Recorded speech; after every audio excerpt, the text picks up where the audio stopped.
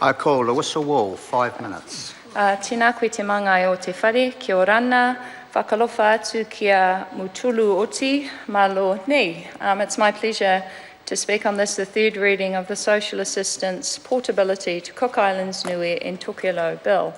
I would like to take this opportunity to pay my respects to the two heads of state, Cook Island Prime Minister Henry Puna and Premier Tulangi from Niue, who came to our country and in a very rare occurrence made a submission to the Select Committee.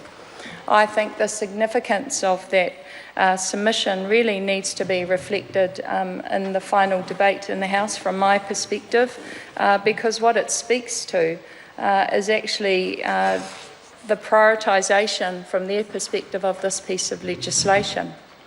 I just want to quickly outline eligibility for New Zealand superannuation. So for people who are listening, you have to be 65 years of age, a citizen or resident.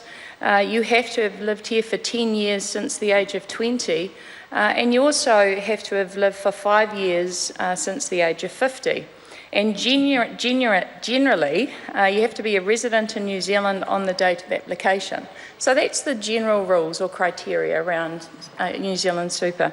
Now, if you're from the Cook Islands, Niue and Tokelau, you're a citizen of the country by virtue of being born in those countries. So they're realm countries of New Zealand. So they are incredibly special, and they have a special status in terms of us here in Aotearoa. You have to have spent 20 years since the age of 20, 5 years since the age of 50, but under this legislation, and this is where I want to congratulate the government, you can now apply from the Cook Islands, Niue and Tokelau for your pension. So well done, congratulations. On behalf of the people of the Cook Islands, Niue and Tokelau, I'd like to say thank you.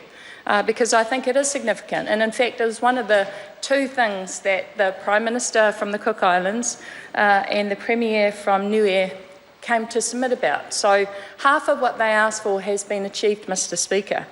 In terms of the differences, obviously being able to apply from those realm countries is incredibly important. But the other difference I want to highlight is that unlike general New Zealanders who have to have been here for 10 years since the age of 20, in fact, if you come from the Cook Islands, Niue and Tokelau, you actually have to live in New Zealand for 20 years. And that was the main contention of particularly the Prime Minister from the Cook Islands submission to the Select Committee. So if you're a general New Zealander, it's 10 years. If you're from the Cook Islands, it's 20. So he said, how about, because we have to live in New Zealand for 20 years, that the compensation for that isn't to scrap the 5 years since 50, but it was actually saying, why don't we recognise that if you spend 5 years from 50 in the Cook Islands, Niue and Tokelau, because they're realms of New Zealand, that qualifies you. Because the reality is they may have lived in other parts of the world. They may have lived in Australia or in Sweden or in London or wherever. So actually it was about recognising people who come back to the Cook Islands and contribute to those countries. And I think that's been the main contention. And when you look at all the statistics about how expensive it is, it actually doesn't stack up, Mr. Speaker. So currently 220 people receive New Zealand superannuation in the Cook Islands. It's about 33% of those who are eligible. And when this legislation goes through tonight, 245 people will become eligible. So there's not going to be a big flood. The government's not going to take a big hit. It's not going to cost them a lot of money. And in fact, they've estimated that there'll be an extra 16 people per annum. So this isn't about money. And yes, this is about the special status that the Cook Islands, Niue and Tokelau have in New Zealand's constitution. And our recognition that they are part of our country. They have automatic citizenship. And so we would have contended that if the government could have gone just that little bit extra and got rid of the requirement, I think in the government's mind, Cook Islanders live in New Zealand, and then when they're 55, they leave here and go back to the Cook Islands. And the reality is that's not what happens.